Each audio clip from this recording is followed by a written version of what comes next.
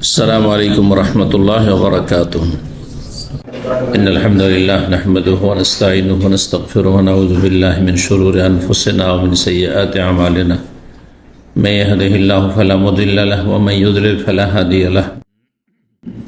وأشهد أن لا إله إلا الله وحده لا شريك له وأشهد أن محمدا عبده ورسوله صلى الله تعالى عليه وعلى آله وصحبه وسلم تسليما كثيرا. أما بعد، فقد قال الإمام البخاري رحمه الله تعالى: باب فضل الفقر.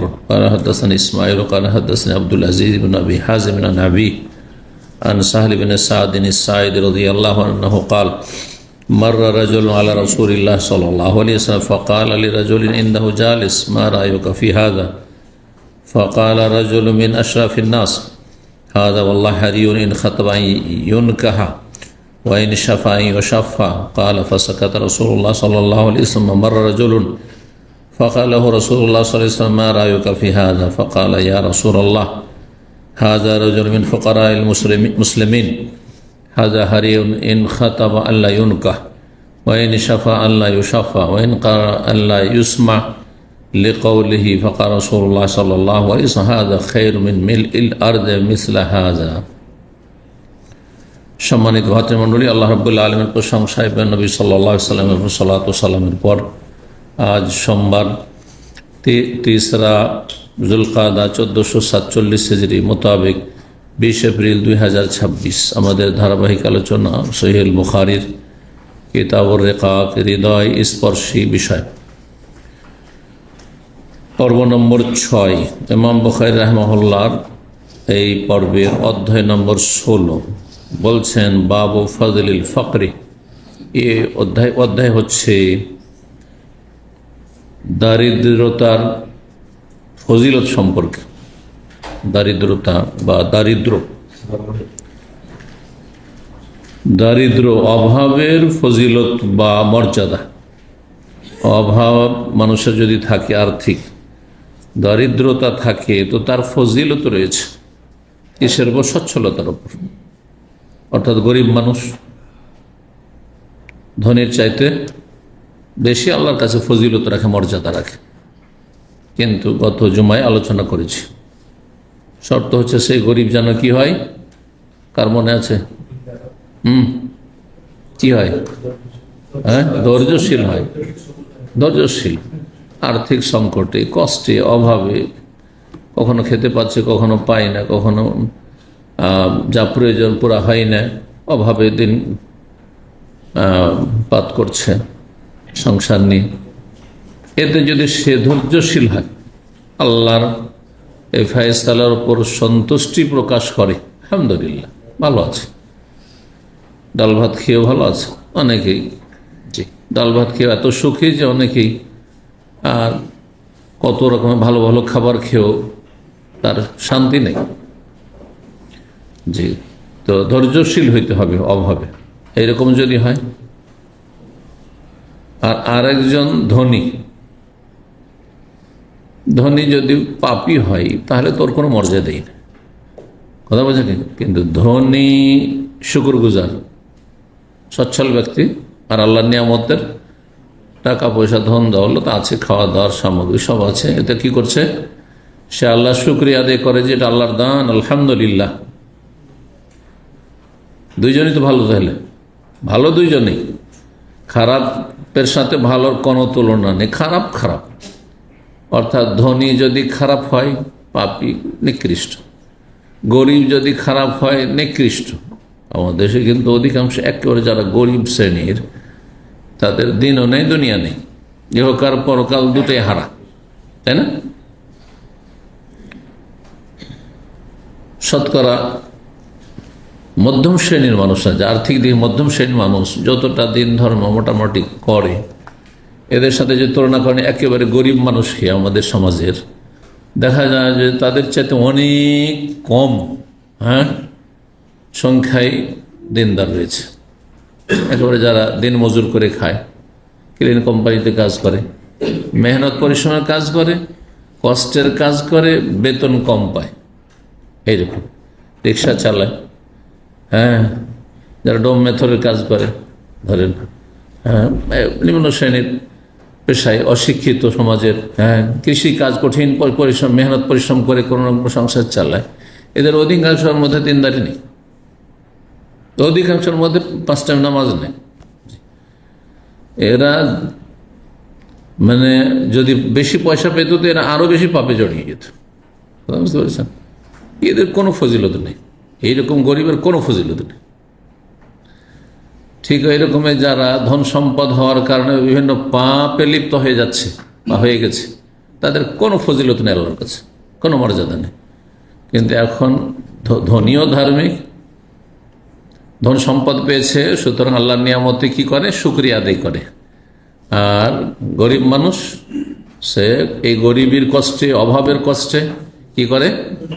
ধৈর্য ধারণ করে। কে বেশি মর্যাদা রাখে?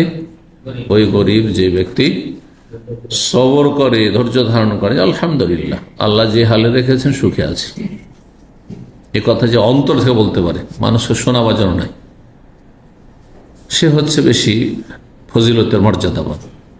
কথা বোঝা গেছে না? কিন্তু অধিকাংশ যারা অভাবে আছে তাদের জিজ্ঞাসা করেন, ভাই কেমন আছেন? বলছে, ভাই আর বলিয়ে না, খুব কষ্টে আছে রে ভাই। কোনো ফজিলত আছে না? শুক্র মানে অধৈর্য, শুক্রিয়াও নেই।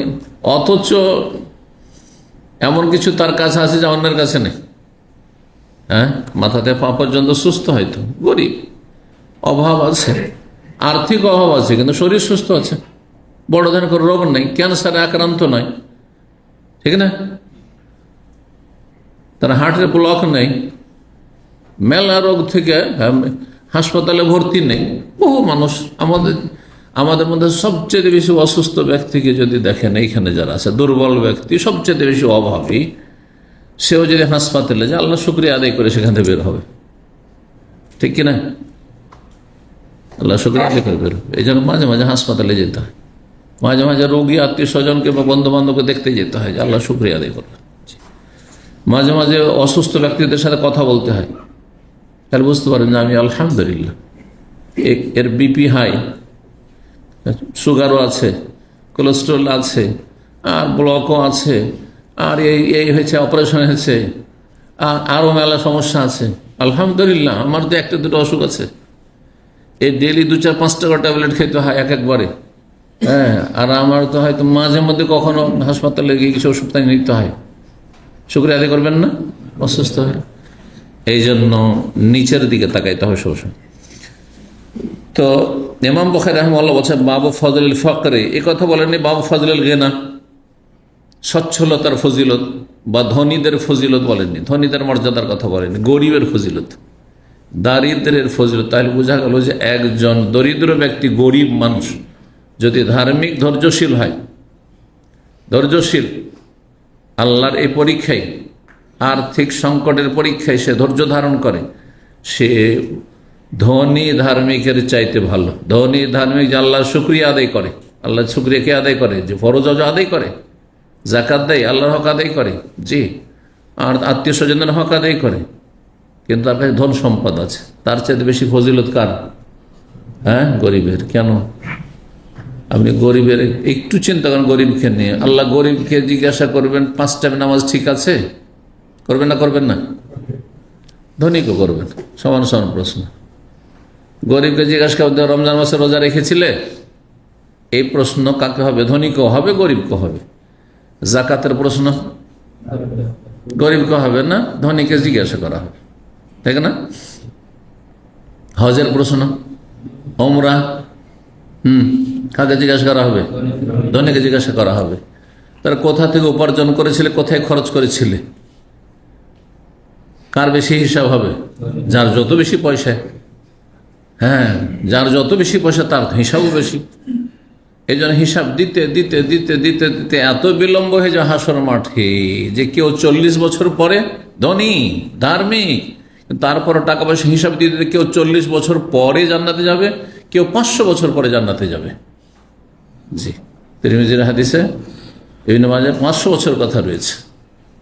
দুটো হাদিসের সমন্বয় হচ্ছে যে যারা ধনী সব একই স্তরের না, কিছু ধনী আছে যে সহজে হিসাব দিয়ে দিতে পারবে হয়তো, তারপর হিসাব দিতে হচ্ছে কোথা থেকে উপার্জন, ইনকাম সোর্স কি ছিল, আর খরচ কোথায় করেছিল, এ দুটো হিসাব দিতে দিতে 40 বছর পার। আর ওইদিকে গরিবের নামাজের হিসাব হয়ে গেছে, রোজার হিসাব হয়ে গেছে, আর ব্যক্তি জীবনে বিভিন্ন পাপ থেকে বেঁচে থেকেছে, যাও জান্নাতে চলে যান। ও জান্নাতে চলে গেছে, জান্নাতে চলে গেছে। ও টাকা পয়সার হিসাব কি? আল্লাহ ডেলি ডেলি দিন মজুর করতাম, বা 500, 700, 1000 রিয়াল বেতন পেতাম, আর মাসের মাস খেয়ে দেয় শেষই, মেহনত করে কোথাও হারাম উপার্জন করি, শেষ। হিসাব সহজ, যার যত বেশি সম্পদ তার হিসাব কঠিন। জি, আল্লাহ বোঝার তৌফিক দান করেন। শুধু দুনিয়ার চিন্তা করবেন না যে পয়সা হয়েছে, হ্যাঁ অনেক ভালো মানুষ, না না না, পয়সা হয়েছে, বালা মুসিবত বেড়েছে, হিসাব বেড়েছে। এখন চিন্তা করতে হবে, আপনি হিসাব দেওয়ার জন্য রেডি থাকেন আল্লাহর কাছে। এখানে না হিসাব দিতেও আল্লাহকে হিসাব দিতেই হবে, কোনো উপায় নেই। 6447 নম্বর হাদিস। হাদিস বর্ণনা করছেন সাহল ইবনে সাদ আস-সাঈদী আনসারী রাদিয়াল্লাহু তাআলা আনহু।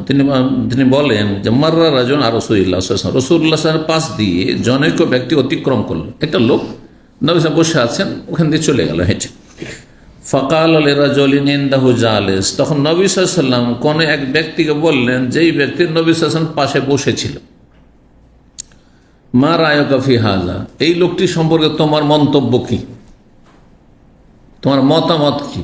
মন্তব্য মানে এই না যে গীবত করবে, এর মধ্যে দোষ আছে, দোষ আছে। উদ্দেশ্য যে এই লোকটি সামাজিকভাবে এই মদিনার সমাজে কি ধরনের লোক, মানে কেমন মর্যাদা এর সমাজে।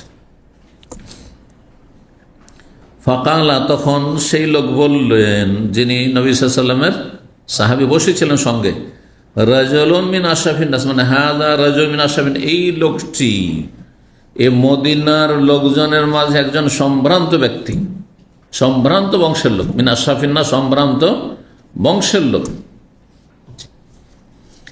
ভালো মানুষ। কোন দিক থেকে? সামাজিক দিক থেকে, পারিবারিক দিক থেকে, হ্যাঁ, বংশীয় মর্যাদার দিক থেকে সম্ভ্রান্ত মানুষ। তারপরে আরো মন্তব্য করে, হাযা ওয়াল্লাহি, আল্লাহর কসম করে বলছি ইয়া রাসূলুল্লাহ, হারিয়ুন, সেই ব্যক্তি সমাজে যোগ্য, ইন খাতাবা আইয়ুন কাহা, যদি কারো মেয়েকে প্রস্তাব পাঠায় বিয়ে করার জন্য, তো সাথে সাথে বিয়ে দেবে, কারণ পয়সা আছে, আর সামাজিক প্রভাব আছে, বংশে মর্যাদা আছে। দুনিয়ার বিয়ে শাদীর জন্য যে আকর্ষণ লাগে, সে আকর্ষণ তার মধ্যে আছে। পেগাম দিলে যে কেউ বিয়ে দেবে। ওয়াইন সাফা, কোথাও গিয়ে সুপারিশ যদি করে, একটু তদবির করে যে এর কাজটা একটু করে দেন, আইয়ো সাফা, সাথে সাথে শুনবে লোকে, কথার দাম আছে তার সমাজে। কালা, বর্ণনাকারী বলেন সাহাল, ফাসাকাতা রাসূলুল্লাহ সাল্লাল্লাহু আলাইহি ওয়াসাল্লাম, তখন তার উত্তর শুনে নীরব হয়ে গেলেন। সুম্মা মাররা রাজুলুন, তারপরে একটু পরে আরেকজন লোক ওখান দিয়ে অতিক্রম করছে। ফাকাল রাসূলুল্লাহ তখন ওই লোককে, যাকে প্রথম ব্যক্তি সম্পর্কে জিজ্ঞেস করলেন, মজলিসে বসেছিলেন সাহাবী, তাকে জিজ্ঞেস, মা রায়ুকা ফি হাযা, আছে এই লোকটি সম্পর্কে বলো দেখি, এই লোকটা আবার কেমন সামাজিক দিক থেকে। ফাকালা, বললেন তখন ওই ব্যক্তি, ইয়া রাসূলুল্লাহ, আল্লাহর রাসূল, হাযা রাজুল ফুকারাইল মুসলিমিন, এই লোক হচ্ছে মুসলিম দরিদ্র মানুষ। আমরা জানি যে এখানে খুব গরিব মানুষ মুসলিম। হাজা হারিহন, এই সমাজে এমন যে ইন খাতাবা, যদি কোথাও বিয়ের জন্য প্রস্তাব পাঠায়, আল্লাহনকা, কেউ বিয়ে দিতে চাইবে না, কেউ বিয়ে দিতে চাইবে না। তাহলে মানুষের স্বভাব পয়সা দেখে, ধন দৌলত দেখে বিয়ে দেওয়া, মেয়ে দেওয়া, ঠিক না? কিন্তু ইসলাম কি বলছে? ধন দৌলত দেখে শুধু বিয়ে দিলে তাতে শান্তি নেই।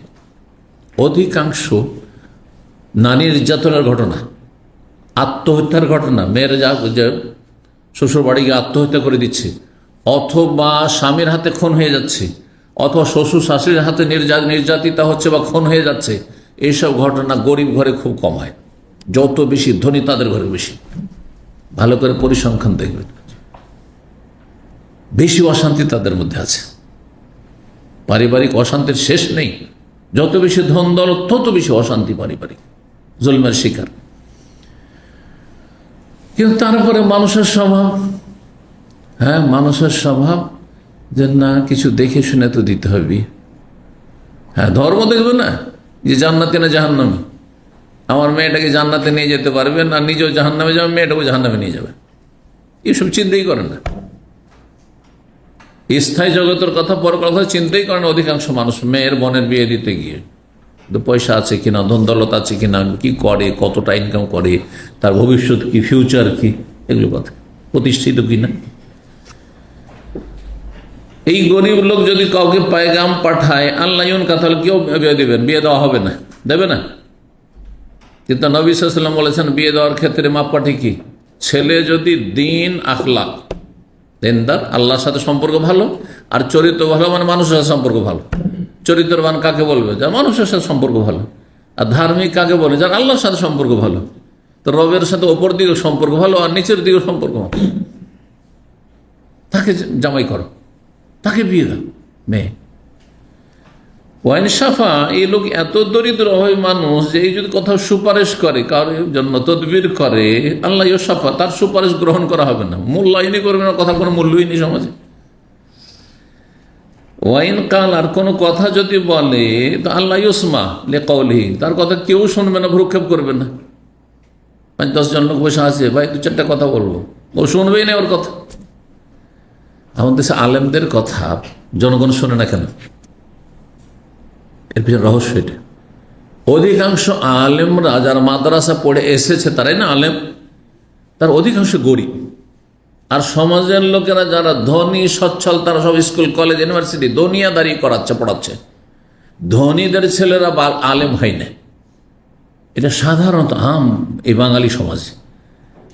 গরিবের কথা আগেও ছাত্র জীবনের মূল্য ছিল, ওর বাবার কথার মূল্য ছিল, আলেম হয়ে আসলে গরিব, ওর কথার মূল্য কি আছে? হ্যাঁ, ও তো আমাদের বেতন খেয়ে তো সংসার চালায়। আজকে তোর বেতনটা বন্ধ হয়ে যায়, মসজিদে ইমামতি করে, না হয় মুয়াজ্জিনি করে, আর না হলে মাদ্রাসায় পড়ায়, প্রাইভেট মাদ্রাসায় পড়ায়, আর সে স্বাবলম্বী না। হ্যাঁ, আমাদের ছাড়া তা চলতেই পারবে না। সুতরাং সমাজের জাহেল মূর্খ গণ্ডরা নেতৃত্ব দেয় বাঙালি সমাজে। কিন্তু আরব সমাজে ব্যতিক্রম, আরব সমাজে আলেমদের কথা শোনা হয়। এর আগে আরো বেশি ছিল, কারণ আরবরা ওই জনগণের কাছে মুখাপেক্ষী না। আরব শেখেরা আরব জনগণের মুখাপেক্ষী না, মহতাজ না, তাদের থেকে গরিব না, তাদের চাইতে ভালোই আছে। জি, বুঝতে পেরেছেন? এই জন্য যদি আলেমদের কথা মূল্যায়ন চান আপনারা, তাহলে যারা সচ্ছল ব্যক্তি তারা আলেম বানান, সচ্ছল ব্যক্তিরা, ধনী ব্যক্তিরা আলেম বানান, তাহলে আপনার একটা সামাজিক প্রভাব আছে, অর্থ সম্পদের একটা প্রভাব আছে, ওজন আছে। সুতরাং আপনার ছেলে যখন আলেম হয়ে দুটো কথা বলে শুনবে। আমাদের সব মাদানীদের কথার মূল্য বেশি দেয় কেন? অন্য যদি বড় বড় আলেম হয় তাও অত মূল্য দিবে না, কারণ তুলনামূলক দেখে যে মাদানীরা বিদেশ তখন ঘুরে এসেছে, তখন দুটো পয়সা আছে ওদের কাছে, থাকার নাই, থাক কম থাকার বেশি থাক আছে, কিছুটা তো আছে, যেন তাদের কথার মূল্য। আর এলেমও আছে, দুটোই আছে, শুধু এলেম দিয়ে কাজ হয় না। দেশে পড়েও বড় বড় আল্লামা যদি হয়, হ্যাঁ, সেই আকিদার মাদ্রাসা, মানহাজের মাদ্রাসা, বেদাতি মাদ্রাসা পড়ে ভালো আলেম কোনোদিন হবে না। কিন্তু আহলেদিস মাদ্রাসা ধরনের পড়েছে ভালো আলেম, ভালো আলেম আছে দেশে, কিন্তু তাদের কথার মূল্যায়ন কেন নেই? হ্যাঁ, ওই যে আসল আপনার টাকা পয়সা দেখে মূল্য দেন।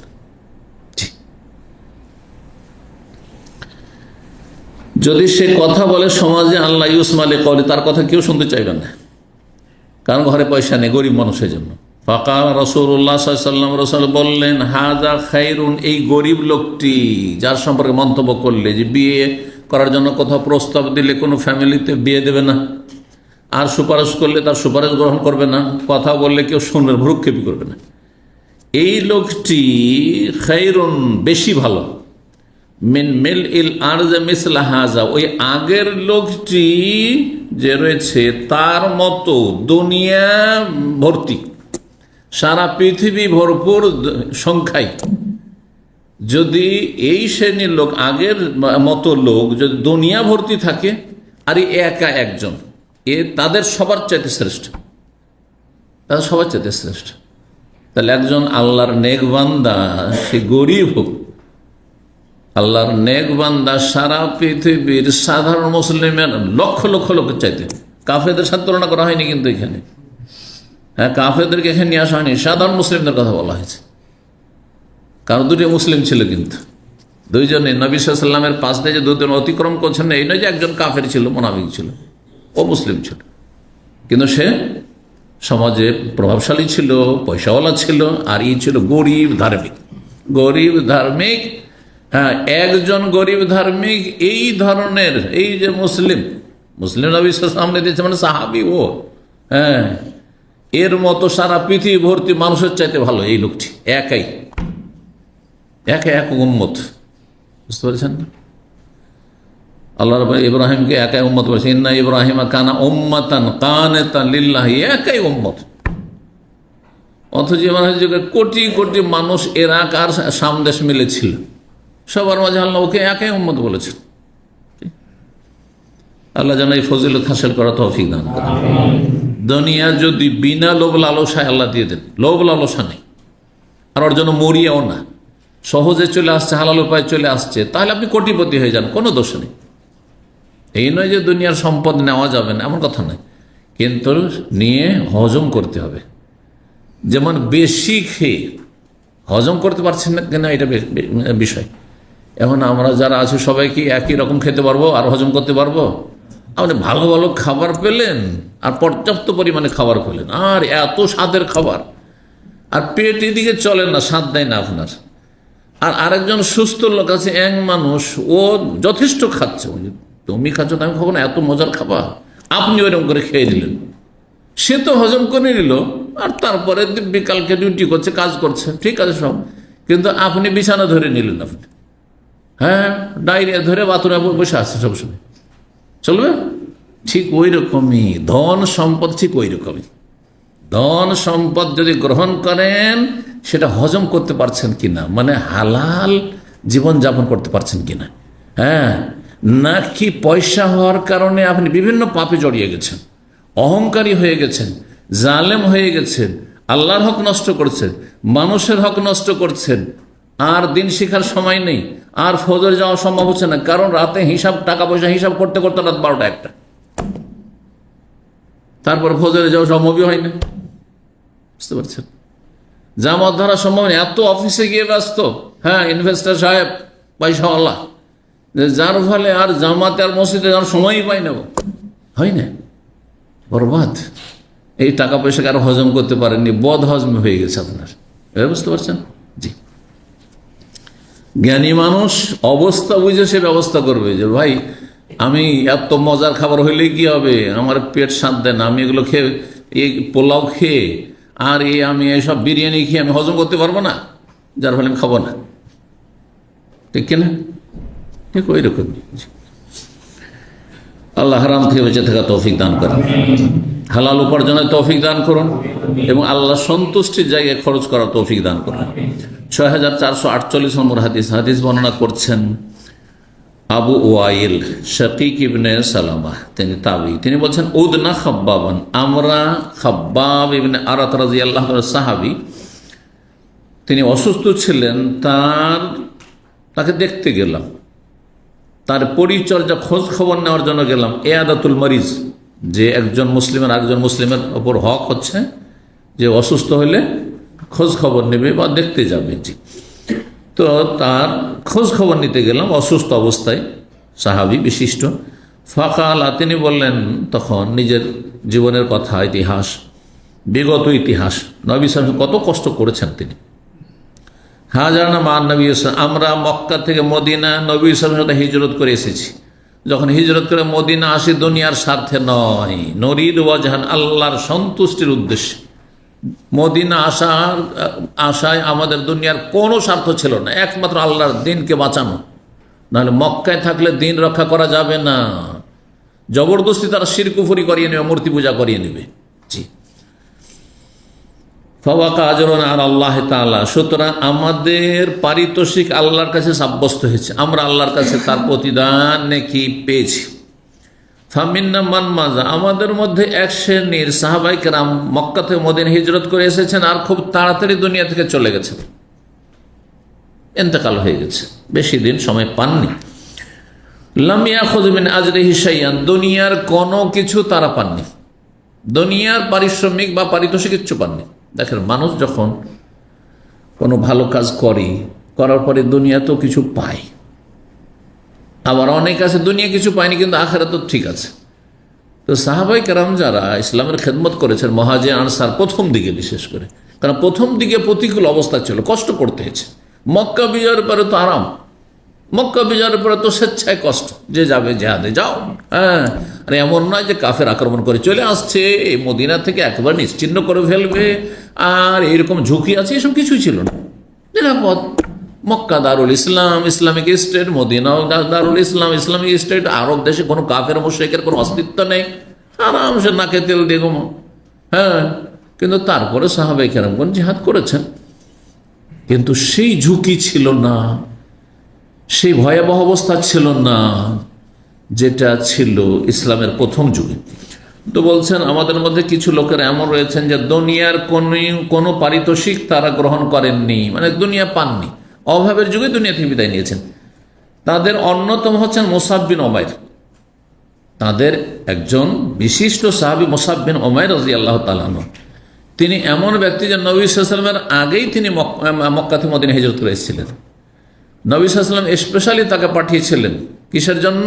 মদিনার যারা নতুন নতুন মুসলিম হয়েছে তাদেরকে ইসলামের শিক্ষা দেওয়ার জন্য।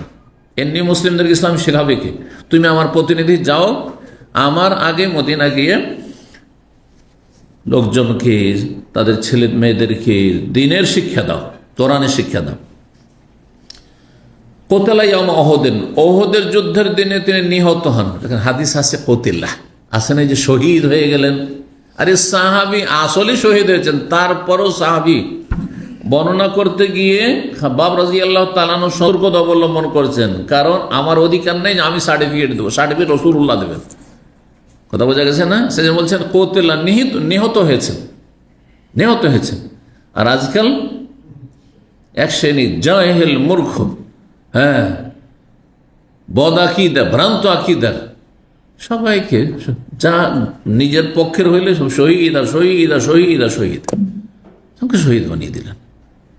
শহীদ এমন একটি সার্টিফিকেট, যে সার্টিফিকেট দাতা একমাত্র আল্লাহ, এবং আল্লাহ রাব্বুল কাকে শহীদ হিসেবে গ্রহণ করবেন, করেছেন, এটা জানার একমাত্র উপায় হচ্ছে ওহী।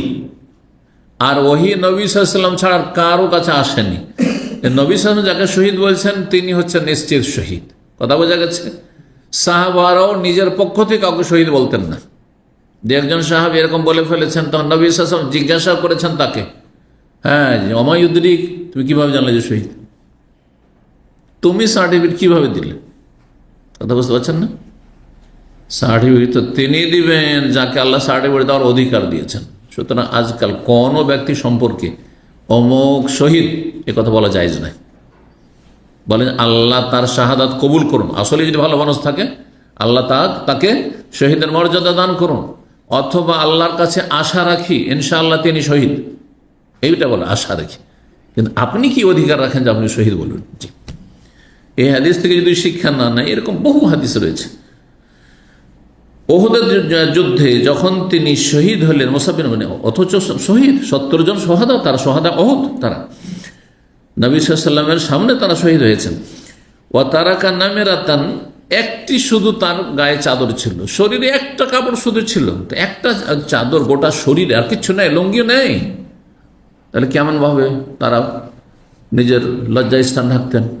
এই যেমন আমরা যখন বাল্য জীবনে মানুষ হয়েছে, তখন শীতকালে আমাদের কি করা হতো, একটা সুতির চাদর থাকতো, এখানে বেঁধে দিত। তখন ওই সোয়েটার পর্যন্ত ছিল না, জ্যাকেটের তো নামই জানতাম না, এখানে বেঁধে দিল, এখানে বেঁধে দিলে আবার নিচ পর্যন্ত ঢাকা, নিচ পর্যন্ত ঢাকা, নিচে কিছু না থাকলেও চলে, নিচের দিকেও ঢাকছে, ওপরও ঢাকছে, গোটা শরীর ঢাকছে।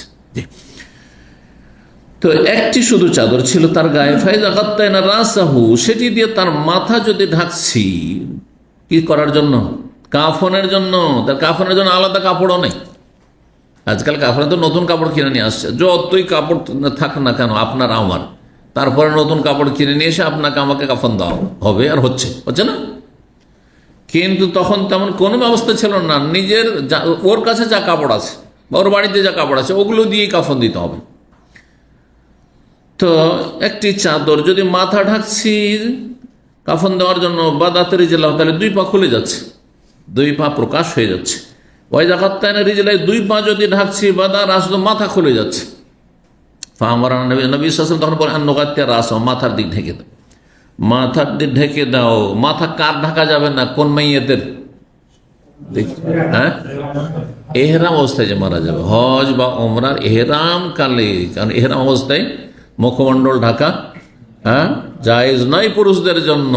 আর এটা সাক্ষী হবে তার জন্য যে আল্লাহ তোমার রাস্তায় আমি হজ ওমরাই ছিলাম, ওই অবস্থায় মারা গেছি, সেই জন্য তার বিধান। কিন্তু শহীদেরও কাফন দাফনের ক্ষেত্রে কাফন দিয়ে মাথা ঢাকতে হবে, হাদিস প্রমাণ করে। মাথা ঢেকে দাও, নবী সাল্লাল্লাহু আলাইহি ওয়াসাল্লাম বললেন। ওয়ানাজ, আর তাহলে কি মাথা ঢেকে দেবো তো পায়ের কি হবে? বলছেন যে আমার নবী আমাদেরকে নির্দেশ দিলেন নগাত্তিয়া রাসাহু, তার মাথা ঢেকে দাও, তার যে কাপড়টি রয়েছে চাদর তা দিয়ে কাফনে। ওয়ানাজ আলা আলা রিজলাইহি মিনাল ইজখির, আর তার দুই পায়ের ওপর ইজখির নামক ঘাস চাপিয়ে দাও, ঘাস দিয়ে ঢেকে দাও, যাতে সরাসরি মাটি পাথর তার উপরে না পড়ে যায়। ঘাস দিয়ে ঢাকা, আর ঘাসের ওপর তখন কি করো? তারপরে তখন মাটি চাপা দাও। এইরকম চলে গেছেন অনেক সাহাবায়ে কেরাম, যারা কষ্টের যুগে ইসলামের খেদমত করে দুনিয়ার কোনো কিছু বাইতুল মাল থেকে একটা পয়সাও পাননি, আল্লাহ রাস্তায় শহীদ হয়ে চলে গেছেন। তাদের অন্যতম মুসাব বিন উমাইর। খাব্বাব রাদিয়াল্লাহু তাআলা দীর্ঘ সময় পেয়েছিলেন এবং অনেক কষ্ট করেছেন, কারণ তিনি গরিব মানুষ ছিলেন, একজন কর্মকার ছিলেন। আর মক্কার কাফেররা টার্গেট বানাতে বিশেষ করে গরিবকে, সব জায়গায় যেখানে জুলম হয় জালেমদের, গরিবের জুলম অত্যাচার বেশি হয়। কথা বুঝতে পারছেন না? গরিবদের ওপর জুলম অত্যাচার কমজোরের ওপর বেশি হয় সব যুগেই। জি, তো এদেরকে বেশি টার্গেট বানাতে মক্কার কাফেররা অনেক কষ্ট বরদাস্ত করেছেন, হিজরত করেছেন, দীর্ঘ সময় পেয়েছেন, শেষ জীবন খুব অসুস্থ ছিলেন। জি, অমিন্না মান আইনা আতলাহু সামারাত, আমাদের মধ্যে কেউ দীর্ঘায়িত হয়েছেন, দীর্ঘজীবী হয়েছেন, আর তার দুনিয়ার ফল পেকেছে। ফল পাকলে কি হয়? ধরেন আম বাগান লাগিয়েছেন, কাঁঠাল বাগান লাগিয়েছেন, লিচু বাগান লাগিয়েছেন, নিজেই লাগালেন, তারপর নিজের ফল দেখছেন, মাশাআল্লাহ গাছে ফল ধরেছে, কি খুশি, খুশি হবে না? জি, আমাদের কেউ আছে যাদের ফল পেকে গেছে, সুতরাং সে তার এই বাগান থেকে, দুনিয়ার বাগান থেকে সে ফল সংগ্রহ করছে, মানে ভোগ করছে। সে কিসের ফল? বাগান লাগিয়েছিলেন তারা, উদ্দেশ্য রূপ করতে বলা হয়েছে। অর্থাৎ সচ্ছলতার যুগ এসছে, চারিদিক থেকে বাইতুল মালের অঢেল ধন সম্পদ আসছে নবী সাল্লাল্লাহু আলাইহি ওয়াসাল্লামের কাছে, তারপর খোলাফায়ে রাশিদিনের কাছে পরম্পরা চলে আসছে। আর সবাইকে তারা দিচ্ছেন, কোটি কোটি টাকা মানুষের কাছে তখন আসতে লেগেছে, যারা এক সময় মাসকে মাস ভালো কোনো খাবার পেত না, শুধু খেজুর আর পানি দিয়ে চলে যেত, তারা এক সময় কোটি কোটি টাকার মালিক হয়েছেন। এটাকে বলা হয়েছে যে তাদের ফল পেকেছে এখন, আর সেই ফল তারা এখন সংগ্রহ করছেন। জি, দুনিয়াও পেয়েছেন, দিনও পেয়েছেন। কারা বেশি ফজিলত রাখে? যারা ইসলাম পালন করে, ইসলামের খেদমত করে, একটি পয়সাও দুনিয়ার ভোগ করার সুযোগ পাননি বা ভোগ করেননি, কষ্ট করে চলে গেছেন, তারা বেশি ফজিলত রাখে। এই যে অভাবের ফজিলত বা দারিদ্রের ফজিলতে হাদিস নিয়ে এসছেন। এই জন্য 6449 নম্বর হাদিস বর্ণনা করছেন ইমরান বিন হোসেন রাদিয়াল্লাহু তাআলা। তিনি বলেন, নবী সাল্লাল্লাহু আলাইহি ওয়াসাল্লাম বলেছেন, ইত্তালাতু ফিল জান্নাহ, আমি জান্নাতে উকি মেরে দেখলাম। হ্যাঁ, উঁকি মেরে দেখা বলেন তো, এটি তো আসল ভাষা, তাই না? ঝুঁকিয়ে দেখলাম, হ্যাঁ, উঁকি মেরে দেখলাম বা ঝুঁকিয়ে দেখলাম, ঠিক আছে? তো নবী সাল্লাল্লাহু আলাইহি ওয়াসাল্লামকে জান্নাত দেখানো হয়েছে, মেরাজে জান্নাত দেখানো হয়েছে, এটা স্বচক্ষে দেখানো হয়েছে মেরাজে। আর নবী সাল্লাল্লাহু আলাইহি ওয়াসাল্লামকে জান্নাত দেখানো হয়েছে স্বপ্নযোগে অনেকবারই, স্বপ্নযোগে অনেকবারই। তারপরে সালাত অবস্থায় নামাজ পড়ছেন মসজিদ নববীতে, সামনে জান্নাতের দৃশ্য দেখানো হয়েছে, জাহান্নামের দৃশ্য দেখানো হয়েছে। যখন জান্নাত দেখেছেন তখন একটু এগিয়ে চলে যাচ্ছেন, এগিয়ে, আর তার হঠাৎ করে যখন জাহান্নাম দেখেছেন তখন পিছিয়ে গেছেন। নামাজ পড়া অবস্থায়, ইমামতি অবস্থায় যখন এরকম করেছেন, সাহাবীরা সালাম ফেরার পরে জিজ্ঞেস, ইয়া রাসূলুল্লাহ, আজকেও তো একটা অবাক কিছু দেখলাম যা কোনোদিন দেখিনি, যে হঠাৎ করে আপনি সামনে নামাজ পড়তে পড়তে, ইমামতি করতে করতে সামনে এগিয়ে গেলেন, আবার হঠাৎ করে পিছনে সরে গেলেন, কেন? তো নবী সাল্লাল্লাহু আলাইহি ওয়াসাল্লাম তখন বললেন, যখন আমি আমাকে জান্নাত দেখানো হলো, তখন মনে করলাম জান্নাতের ফলগুলো এত সুন্দর হয়ে আছে, আমি সেখান থেকে কিছু সংগ্রহ করেই নেব। সে এগিয়ে গিয়েছিলাম সেদিকে। ভালো জিনিস দেখলে মানুষ যে আগ্রহ করে সেদিকে একটু এগিয়ে চলে গেছিলাম। হঠাৎ করে আমার সামনে জাহান্নাম যখন পেশ করা হয়েছে, তখন জাহান্নামের আগুন দেখে আমি ভয়ে পিছনে সরে গেছি। আল্লাহু আকবার। তো নবী সাল্লাল্লাহু আলাইহি ওয়াসাল্লামকে এসব গায়েব দেখানো হয়েছে। তো বলছেন যে আমি জান্নাতে উকি মেরে ঝুঁকে দেখলাম, ফারাআইতু আকসার আহলি আল ফুকারা, দেখলাম সেখানকার অধিকাংশ অধিবাসী, সংখ্যাগরিষ্ঠ অধিবাসী হচ্ছে দরিদ্রগণ, গরিবরা, গরিব কাফের, গরিব মদখল, গরিব বেনামাজি, গরিব ধার্মিক ধৈর্যশীল। আচ্ছা, নামাজ ছাড়া ধৈর্য হয় নাকি? ধৈর্য থাকলেই নামাজি হইতে পারে। যারা শুধু রমজানের নামাজ পড়ে তারা অধৈর্য না? ধৈর্য ধরে কয়দিন থাকলো, রমজানের প্রথম দিকে মসজিদ খেয়াল করেছেন কিনা আপনারা? প্রথম দিকে কয়েকদিন তো এত বেশি সংখ্যায় নামাজি যে রে, নামাজের আগে মসজিদ ভর্তি, জামাত শুরু হওয়ার আগেই মসজিদ ভর্তি। এক সপ্তাহ পরে কমে গেল কিছুটা, ঠিক না? বাস্তব। আচ্ছা, রমজান পরে নাই আর ওই মানুষ যারা রমজানি মুসলমান, ওই শেষ, ওখানেই শেষ। ধৈর্যশীল হলে তারা সারা জীবন কি করত? নামাজ কায়েম করত। অধৈর্য ধৈর্য সার্বিক ক্ষেত্রে, ধৈর্য মানে শুধু বালা মুসিবতের ধৈর্য না, ধৈর্য সার্বিক ক্ষেত্রে 3 প্রকারের ধৈর্য রয়েছে। আমার একটি আলোচনায় রয়েছে ধৈর্যের প্রকরণ, 3 প্রকারের ধৈর্য। এই 3 প্রকারের ধৈর্য যার মধ্যে আছে, তার মধ্যে পুরো ইসলাম আছে। আল্লাহর ইবাদত বন্দেগীতে আনুগত্যে ধৈর্য ধারণ করা, গুনাহ থেকে বেঁচে থাকার ক্ষেত্রে ধৈর্য ধারণ করা। হ্যাঁ, দেখেন যারা জর্দা খায়, তামাক খায়, সিগারেট খায়, হ্যাঁ, মদখোর, তারা ধৈর্যশীল না অধৈর্যশীল? হ্যাঁ, এই জন্য অনেকবারই নিজেকে তিরস্কার করে যে আর সিগারেট পান করবো না, ধূমপান করবো না, আবার সামলাইতে পারেন না, কারণ অধৈর্য। বুঝতে পেরেছেন না? অনেকের বিভিন্ন বদ অভ্যাস আছে, হস্তমৈথুনের বদ অভ্যাস আছে যুবকদের। বহুবার নিজেকে তিরস্কার করেছি, আর শরীরটাকে আমি নষ্ট করে ফেললাম, আমার যৌবনকে নষ্ট করে ফেললাম, আমি তো বিয়েই করতে পারবো না। অনেকবার ফিরে আসে, আমার হস্তমৈথুন করে, অধৈর্য। আসসাবরু আন মাসিয়াতিল্লাহ, গুনাহ থেকে বাঁচার ক্ষেত্রে ধৈর্য নেই, সেজন্য গুনাহে বারবার ফিরে চলে যাচ্ছে। যারা হারাম খায় ওইরকম লোক সামলাইতে পারে না, বারবার তওবা করছে, আবার হারামে লিপ্ত হয়ে যাচ্ছে। এইরকমই যারা ফরজ ওয়াজিব ঘাটতে, আসসাবরু আলা তাআতিল্লাহ, আল্লাহর আনুগত্যের নেকির কাজে সবর করতে পারে না, যার ফলে অনেকবারই সে নিজেকে তিরস্কার করে নামাজি হচ্ছে, আবার বেনামাজি হয়ে যাচ্ছে।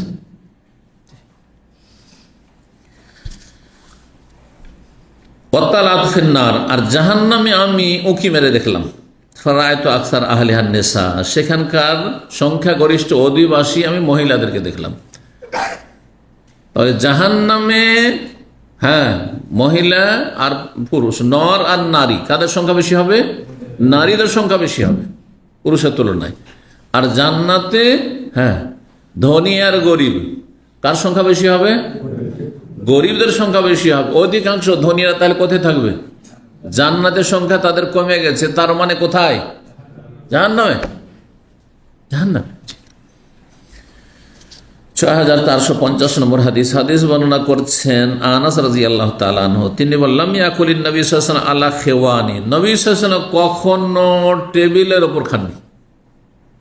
এই যে ডাইনিং টেবিল সিস্টেম আজকাল উঠেছে, নবী সাল্লাল্লাহু আলাইহি ওয়াসাল্লাম কখনো এতে খাননি। কিন্তু না জায়েজ নয়, জায়েজ আছে, না জায়েজ নয়, জায়েজ। তবে নবী সাল্লাল্লাহু আলাইহি ওয়াসাল্লাম, হ্যাঁ, বিনয়ী ছিলেন। আর মানুষ নিচে বসে খেলে তাতে মানুষের বিনয় প্রকাশ পায়, নমনীয়তা প্রকাশ পায়। হ্যাঁ, যে মাটির মানুষ, মাটিতে বসে খাচ্ছে, জমিনে বসে খাচ্ছে, বুঝতে পেরেছেন না? এই জন্য আলহামদুলিল্লাহ আজ পর্যন্ত আমার বাসাতে, না এখানে না দেশে ছোট্ট একটা বাড়ি করেছি, আজ পর্যন্ত ডাইনিং টেবিল দেশেও না, এখানে নেই, কোথাও নেই। অথচ এই না যে আমি ডাইনিং টেবিল রাখতে পারবো না, ইচ্ছা করলে পারবো না, দরকার নেই। এইভাবে খাওয়া পছন্দ। রেস্টুরেন্টে তো যাই না প্রথম কথা, কিন্তু যখন হয়তো সফর টফরে যাই তো অনেক সময় যেতে হয়। যেমন গত কিছুদিন আগে এম্বো সফরে গেছিলাম। এখন গিয়ে এয়ারপোর্ট থেকে গিয়ে সোজা দুপুরে খাবার আসর হয়ে যাচ্ছে, খাবারের সময় খেতেই হবে, আর তারপরে খেয়ে দিয়ে প্রোগ্রাম। তো ভাইয়েরা নিয়ে যাবেন, কোন হোটেলে যাবেন? আরবি হোটেলে চলেন। কারণ আরবি হোটেলে নিচে বসে খাওয়া, নিচে বসে খাওয়া সাধারণত, যদি আজকাল কিছু আরবি মানে নতুন নতুন তাদের মধ্যে এসছে, কিন্তু আসল হচ্ছে আরবদের ট্রেডিশন যে নিচে বসে খাওয়া। তারপরও মনে রাখবেন, বেদাতি মোল্লাদের মতো ফতুয়া দেবেন না, এগুলো জাহেলদের ফতুয়া, যে ওপরে বসে খাওয়া মকরুহ বা জায়েজ নয়, বা অহংকারের পরিচয় না, মোটেই না, জায়েজ আছে। নবী সাল্লাল্লাহু আলাইহি ওয়াসাল্লাম টেবিলে বসে খাননি। খাওয়ান বলা হয় উঁচা দস্তরখানকে, দস্তরখান খেওয়ান, কিন্তু সেটা নিচে না, মাটিতে নয়, টেবিলে। হাত্তা মাতা, কতদিন পর্যন্ত? তার ইন্তেকাল পর্যন্ত, মানে জীবনে কখনো তিনি টেবিলে বসে খাননি। ওমা কালা খুবজান মোরাক্কাকান হাত্তা মাত, নবী সাল্লাল্লাহু আলাইহি ওয়াসাল্লাম তার ইন্তেকাল পর্যন্ত কোনোদিন পাতলা রুটি, চাপাতি রুটি খাননি। খুবজ মানে রুটি, এখনো খুবজ মানে রুটি, তাই না? আর এই জন্য মাখবাজ বলা হয় বেকারিকে। আর মোরাক্কাক রাকিক থেকে, রাকিক মানে নরম, গালিজ মানে মোটা, আর রাকিক মানে পাতলা, সরু বা নরম। তো কখন নবী সাল্লাল্লাহু আলাইহি সাল্লাম এই চাপাতি রুটি, যেটি পাতলা রুটি, এই রুটি কখনো খাননি। জবের রুটি খেয়েছেন, আর সেটা বিনা চালা খেয়েছেন নবী সাল্লাল্লাহু আলাইহি সাল্লাম। জি, গমের রুটি হইল বিনা চালা, বিনা চালাতে বেশি ফায়দা রয়েছে। আজকাল যারা স্বাস্থ্য সচেতন ব্যক্তি, তারা কিন্তু ওই সাদা ময়দার আটা খাচ্ছেন না, কি খাচ্ছেন? লাল আটা খাচ্ছেন। লাল আটা খাচ্ছেন না, খাচ্ছেন না? জি হ্যাঁ। নবী সাল্লাল্লাহু আলাইহি সাল্লাম তখনই সাহাবায়ে কেরাম, সাহাবায়ে কেরামদের জামানায় যে আটাকে চেলে তার থেকে যে উচ্ছিষ্ট বের করতে হবে, তারপরে খেতে হবে, এমনটা ছিল না।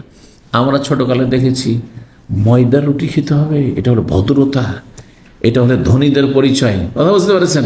এখন ওই ধনীরাই পালাচ্ছে ময়দার রুটি থেকে, সাদা আটা থেকে। 6451 নম্বর হাদিস বর্ণনা করেছেন মা আয়েশা রাদিয়াল্লাহু তাআলা আনহা। তিনি বলেন, লাকাদ তুফিয়ান নবী সাল্লাল্লাহু আলাইহি ওয়াসাল্লাম, নবী সাল্লাল্লাহু আলাইহি ওয়াসাল্লাম ওয়াফাত পেলেন, মানে ইন্তেকাল করেন নবী।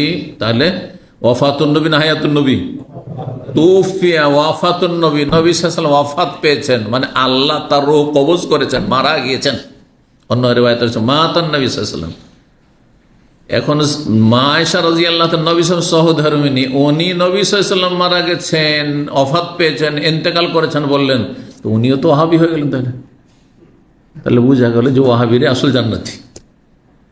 আর যারা বলছে আমরা সুন্নি, মানে সিন্নি খাওয়া সুন্নি, আর বলছে হায়াতুন নবী বেঁচে আছেন, তা আল্লাহর সাথে শরীক করলো, আল্লাহর সাথে শরীক স্থাপন করলো। বুঝছেন না?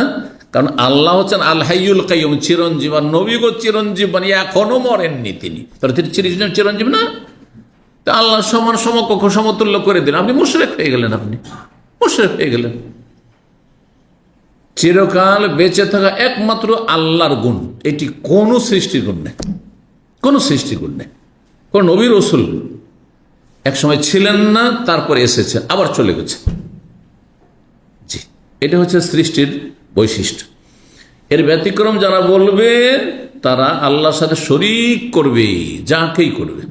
যদি বলে ওলিয়া ওলিয়া মরে না, জিলানি মরেনি, খাজা বাবা মরেনি, চিশতি মরেনি, শাহজালাল মরেনি, শাহপুরান মরেনি, তাহলে সে মুশরিক, সে আল্লাহর সাথে শরীক করলো, আল্লাহর সাথে শরীক স্থাপন করলো, তার ঈমান নষ্ট করে ফেলেছে। তার মাঝে আর হিন্দুর মাঝে, ইহুদি খ্রিস্টান মাঝে কোনো পার্থক্য নেই, আল্লাহ কোনো পার্থক্য নেই। নবী সাল্লাল্লাহু আলাইহি ওয়াসাল্লাম ইন্তেকাল করেছেন যেই সময়, সেই সময় বাড়ির অবস্থা, আর্থিক অবস্থা বর্ণনা করেছে মা আয়েশা, ওমা ফি রাফি মিন শাইইন, আমার তাকে, তাক বুঝেন? আগের যুগের দেয়ালে তাক তৈরি করা হইতো, একটু দেয়াল কেটে কিছু মাল সামাল রাখার জন্য তাক তৈরি করা হইতো। তারপরে দেখতে পেলাম তাক আজকাল বাদ পড়ে তারপরে কার্নিশ তৈরি করা হলো। কি বলেন আপনার এটাকে? কার্নিশ বলেন না? হ্যাঁ, কার্নিশ তৈরি করা হলো। এখন ওগুলো গেছে, পয়সা হয়েছে এখন বিভিন্ন কি আলমারি, বিভিন্ন রকমের, ড্রেসিং টেবিল আর কত কি, তাও কিচেন, হ্যাঁ না কিচেন, পুরা কিচেনে এমন সিস্টেম যে সব কিছু ভিতরে তার কিছুই দেখা যাবে না। হ্যাঁ জি, লক্ষ লক্ষ টাকার কিচেন।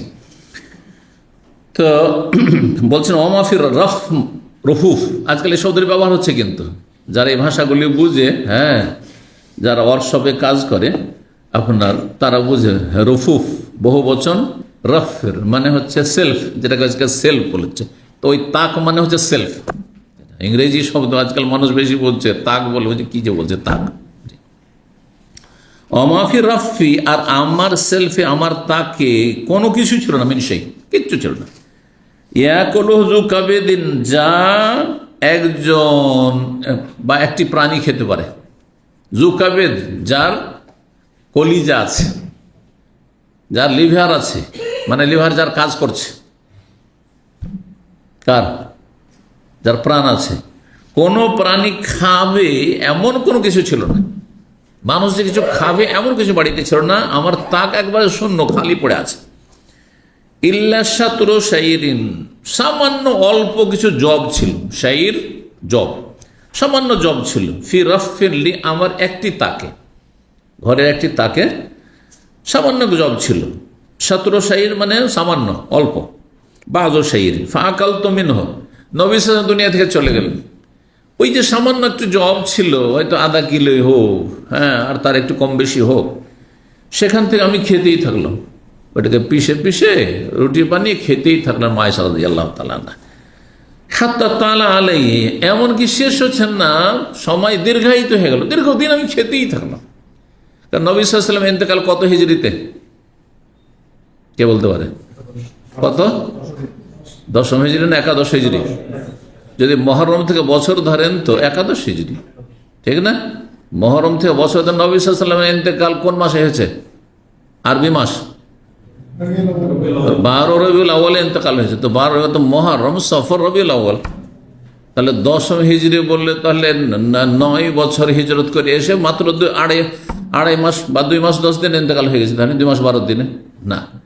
কথা বোঝা গেছে না? জি। কিন্তু নবী সাল্লাল্লাহু আলাইহি ওয়াসাল্লাম হিজরত করে এসেছেন রবিউল আউয়াল মাসে, আর ইন্তেকাল রবিউল আউয়াল মাসে, যদি ওইভাবে ধরেন তখন 10 বছর। কিন্তু বছর যেহেতু গণনা শুরু হয়েছে ওমর রাদিয়াল্লাহু জামানা থেকে, মহরম থেকে শুরু, সুতরাং যখন হিজরি সন গণনা শুরু হয়, যে বছর শুরু করব আমরা মহরম থেকে, হজ টজ শেষ হয়ে গেল, হজের মৌসুম শেষ হয়ে গেল, আর তারপর নতুন বছর শুরু হল। তো নবী বলছেন মা আয়েশা যে আমি সেখান থেকে খেতে থাকলাম। হ্যাঁ, যে কথাটা বলছিলাম, নবী সাহেব ইন্তেকাল হলে তাহলে 11 হিজরিতে, আর মা আয়েশা রাদিয়াল্লাহু তাআলা ইন্তেকাল হয়েছে কোন হিজরিতে? যে বলতে পারবেন আজকে প্রাইজ পাবেন।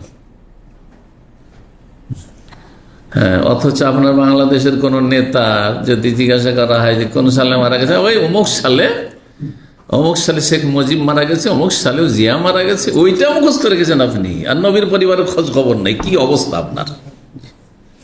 ওটা কি মুখস্থ করতে বলেছে? কোন সব পেয়েছে? হ্যাঁ, এই জন্য হ্যাঁ দেখি 25 হিজরি না, ফাইন লাগাইতে হবে, একেবারে ফাইন লাগাইতে হবে। হ্যাঁ 57-58 কাছে দিয়েছে। 3টি রেওয়াজ 57, 58, 59, এই 3টি বর্ণনা রয়েছে। তো অধিকাংশ বর্ণনা 58 হিজরিতে। তার নবী সাল্লাল্লাহু আলাইহি ওয়াসাল্লামের পরে কতদিন তিনি বেঁচেছেন? প্রায় 48 বছর। হ্যাঁ, 10 হিজরি বাদ দেন 58-র মধ্যে, তাহলে কথা হয় 48 বছর বেঁচেছেন মা আয়েশা রাদিয়াল্লাহু তাআলা আনহা। কথা বোঝা গেছে? 48 হলো, আর তার সাথে তার বয়স ইন্তেকালের সময়, নবী ইন্তেকালের সময় ছিল 18 বছর। 48, 18 কত হবে? হ্যাঁ জি জি, তো 63 বছর।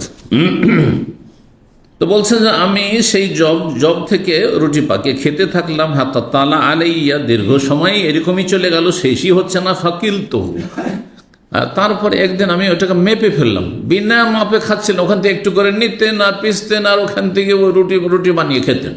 একাই মানুষ, ছেলে মেয়ে নেই, কিচ্ছু নেই, একাই আছেন তিনি। একদিন আমি মেপে ফেললাম, পরিমাপ করলাম, ফাফানিয়া, তারপর হঠাৎ করে শেষ হয়ে গেল। এই হাদিস থেকে কেউ কেউ ভুল বুঝেছে, বলছে কোনো জিনিসকে মাপতে হবে না। আরে আন্দাজি খারে মাপবি না, নাহলে সব শেষ হয়ে যাবে। ভুল কথা, এটা ভুল ধারণা।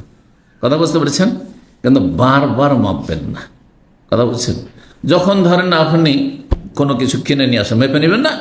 হ্যাঁ, কারো কিছু বিক্রি করবেন তখন মাপবেন, ঠিক না? নিয়ে আসলেন তখন মাপলেন। কিন্তু আপনি প্রতিদিন বা 2-4 দিন পর পর যদি মাপতে থাকেন, 10 কিলো চাল নিয়ে এসেছিলাম, আচ্ছা ঠিক আছে, 1 সপ্তাহ খাওয়া হলো, দেখি এখন মেপে দেখি কতটি আছে, না এটা ঠিক না, এটা করবেন না। কথা বোঝা গেছে? এই হাদিসে এতটুকু প্রমাণিত হয়। কিন্তু এমনিতে মাপবেন। যখন জমি থেকে ফসল, আমরা যখন একসময় কৃষিকাজ হয়তো আমাদের সংসারে, তখন দেখেছি জমি জায়গা থেকে যখন মেরে টেরে নিয়ে আসলো তখন মাপ হইতো, প্রথম মেপে তারপরে তখন কুঠিতে বা গোলাতে উঠানো হইতো, ঠিক না? অবশ্যই সেটা মাপবেন। জি, বিনা প্রয়োজনে মাপবেন না। এইরকমই আপনি বেতন নিয়ে এলেন, শুধু মাপার কথা না, বেতনটা শুনুন। কারণ আজকাল মানুষ খাবার দাবার তো কিনেই খাচ্ছে। এই টাকা পয়সায় যখন বেতনটা নিয়ে আসলেন অথবা কারো কাছ থেকে নিয়ে আসলেন, গনে নেবেন না আপনি? বান্ডিল দিলার পকেটে ঢুকিয়ে নেন, পরে দেখছেন যে কম, গনে নেবেন, ঠিক আছে? কিন্তু টাকা নিয়ে এসে কাজ কাম নেই। টাকা দেখে এত মজা লাগছে, বারবার করে গুনছেন আপনি। 10 দিন পর পর গুনে দেখছেন, হ্যাঁ 500 টাকা এই মাসে, আবার 500 বা 1000 টাকা ঢুকাইলেন, ওতে অ্যাড করলেন, বাঁচল ওইটা। তখন দেখি আবার গনি, বারবার গুনছে না। এটা করবেন না। এটা নিছক দুনিয়াদার যারা, তাদের পরিচয়। টাকা পয়সার পিছনে বারবার ছুটা আর বারবার গণনা করা, এটা অপছন্দনীয়। সূরায়ে হুমাযা, ওয়াইলুল লিকুল্লি হুমাযাতিল লুমাযা আল্লাযী জামা মালাহু ওয়া আদ্দাদা। আল্লাহ নিন্দা করেছেন ওদের জন্য দুর্ভোগ যারা জামা মাল, ধন সম্পদ সঞ্চয় করে, ও আদ্দাদা, আর গণনা করে রাখে। তো গণনা করবেন না, টাকা পয়সার বেহিসাবে রেখে দেবেন না। আপনি বাড়িতে কত টাকা আছে না আছে, আপনার ধরেন 10 লাখ টাকা আছে, ধরেন বা 5 লাখ টাকা আছে, আর এমনি রেখে দিয়েছেন। তো এখন কখনো আপনার স্ত্রী যদি খারাপ হয়, আপনার ছেলে মেয়ে খারাপ হয়, কখন যে কি করলো না করলো হদিসই নেই, কারণ আপনার তো জানাই নেই যে কত টাকা আছে। একটা আইডিয়া অবশ্যই থাকতে হবে। কিন্তু আদ্দাদা মানে বারবার গণনা করা, যখন তখন। প্রত্যেক জুমার দিন ছুটি পাচ্ছেন, চলো ব্যালেন্স কতটা আছে একটু গুনে নি, আবার গুনছেন, মাস বারবার গুনছেন না, এটা নাই। এটা নিন্দা করা হয়েছে। আল্লাযী জামা মালাহু ওয়া আদ্দাদা আয়াহসাবু আন্না মালাহু আখলাদা। সে কি এটাই ভেবেছে তার ধন সম্পদ চিরস্থায়ী, বা তাকে চিরস্থায়ী করবে? তোমার টাকা পয়সা থাকলে তুমি অনেক দিন বাঁচবে না? মোটেই নাই। সুতরাং পয়সার পিছনে এত ছুটিও না যে বারবার গণনা করবে। ঠিক, এদের সময় নষ্ট হয়। কিন্তু ওই সময়টা আপনি কোরআন পড়তে পারতেন, ওই সময় একটা ইসলামিক আলোচনা শুনতে পারতেন, আপনি একটা বই পুস্তক ইসলামের পড়তে পারতেন, ইসলাম সম্বন্ধে কিছু জানতে পারতেন, আমল করতেন, জিকির আজকার করতেন। তা না করে বান্ডিল গণনায় রেখে গেলেন। যাদের টাকা পয়সা বেশি আছে, বারবার গণনা করা অপছন্দ নেই। একবার একটা গণলেন, ওর জানা আছে মোটামুটি এত টাকা আছে, বা সে ফাফানিয়া, যখন আমি পরিমাপ করলাম তারপরে সেটা তাড়াতাড়ি শেষ হয়ে গেল, বরকত চলে গেল। তো এটা কি সবার ক্ষেত্রে? এটা কিন্তু মা আয়েশা রাদিয়াল্লাহু তাআলার কারামত। আমাদের হবে নাকি সবারই? হ্যাঁ, যে বিনা মাপাতে যদি 10 কিলো চাউল আর মাপবো না, খেতে থাকবো, মনে হয় 10 বছর খেতে হবো, নাকি চলবে? তো এটিকে কারামত বলা হয়, অসাধারণ কিছু হওয়া। নবী রসুল ছাড়া অন্য আল্লাহর নেক বান্দা বান্দির জীবনে যদি অসাধারণ কিছু দেখেন, অলৌকিক, যেটা সাধারণত হয় না, স্বাভাবিক হয় না, এটির নাম হচ্ছে কারামত। এটির নাম হচ্ছে কারামত। আর পাপিষ্টদের জীবনে যদি এরকম দেখা যায় অসাধারণ অলৌকিক কিছু দেখছেন, তো এর নাম জাদু। কি বুঝলেন? একজন ফাসেক ফাজের লম্পট, হ্যাঁ বেনামাজি বেদিন, আর আপনাকে মাটির গুলি করে রাখলো, আর তারপরে একটু কাপড় দিয়ে ঢাকলো, আর তারপর রসগোল্লা খাবে, আসো মিষ্টি খাওয়াইতে লাগলো। বলছি এ তো আল্লাহর ওলি হয়ে গেছে। আল্লাহর ওলি না শয়তানের ওলি? ও জাদুকর। কথা বলছেন না? জাদুকর। জি, এই 3টি জিনিস মুজিজা নবীদের মাধ্যমে আল্লাহ যদি প্রকাশ করেন, কে প্রকাশ করেন? আল্লাহ করেন। যদি মুমিন মুসলিম ধার্মিকদের জীবনে অসাধারণ কিছু দেখা যায়, তাহলে তার নাম হচ্ছে কারামত। আর পাপিষ্ট গুনাহগারদের জীবনে অলৌকিক কিছু দেখা যেতে পারে, তাহলে তার নাম হচ্ছে সেহের বা ভেলকিবাজি। সেহের জাদু বা ভেলকিবাজি, যাকে আরবিতে শাওয়াজা বলা হয়।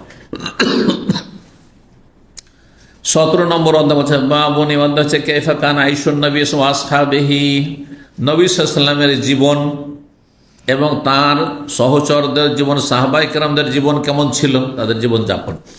ওয়া তাখাল্লিহিম আনিদ দুনিয়া, এবং তাদের দুনিয়া থেকে দূরে থাকা, দুনিয়া লোভী ছিলেন না, দুনিয়ার জন্য তারা এত বেশি ছোটাছুটি করতেন না, যা আসলো আসলো আলহামদুলিল্লাহ সংসার চলে যাচ্ছে, আর সেখান থেকে নিজেও খাচ্ছেন, অন্য কাউ খাচ্ছেন, আশেপাশে গরিব দুঃখী আছে তাদের খোঁজ খবর নিচ্ছেন, তাদের অভাব দূর করছেন, এটি ছিল তাদের জীবন।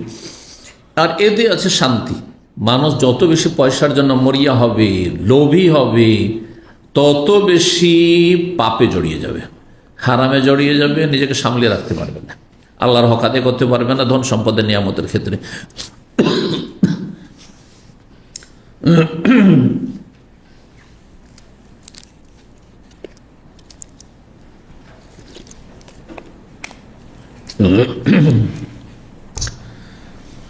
6452 নম্বর হাদিস। হাদিস অনেক লম্বা, তবে এর আগে হয়তো এই হাদিস সংক্ষেপে এসেছে, বিস্তারিত হাদিসটি শোনেন।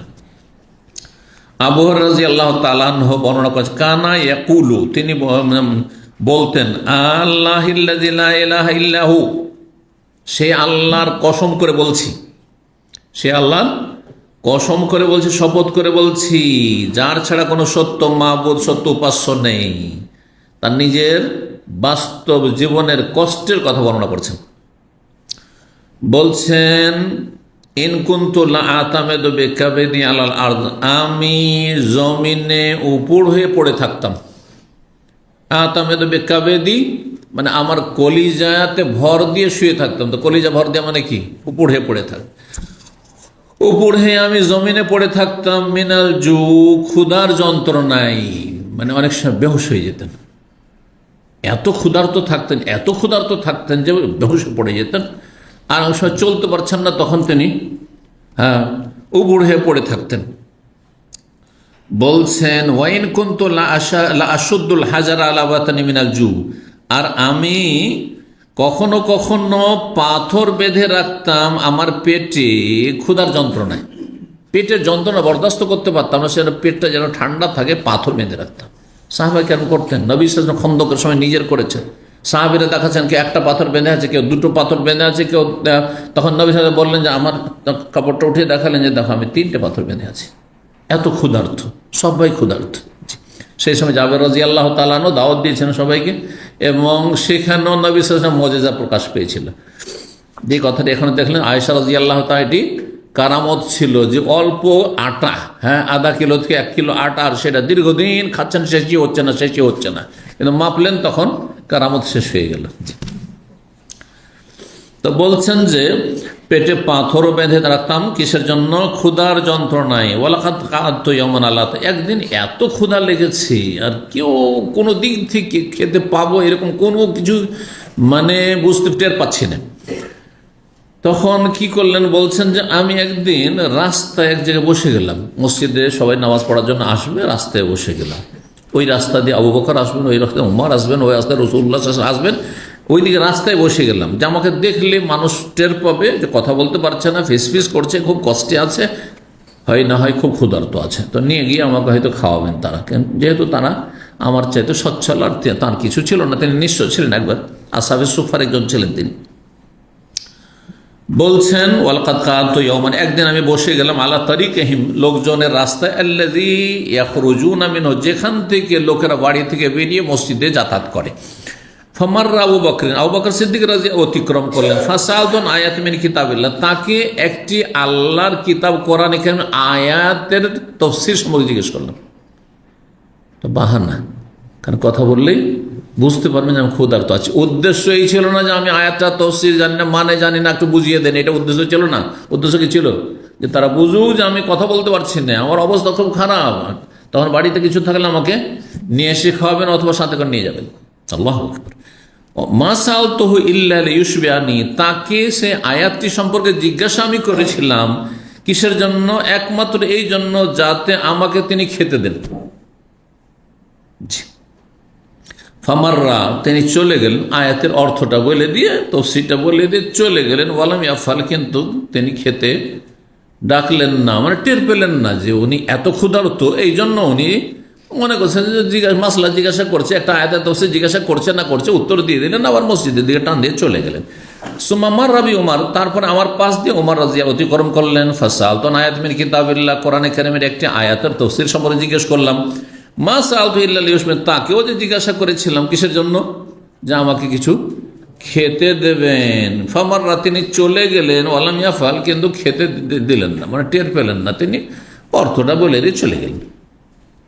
সুম্মা মাররাবি আবুল কাসেম সাল্লাহ, তারপরে আমার পাশ দিয়ে অতিক্রম করলেন আবুল কাসেম সাল্লাল্লাহু আলাইহি ওয়াসাল্লাম। কে?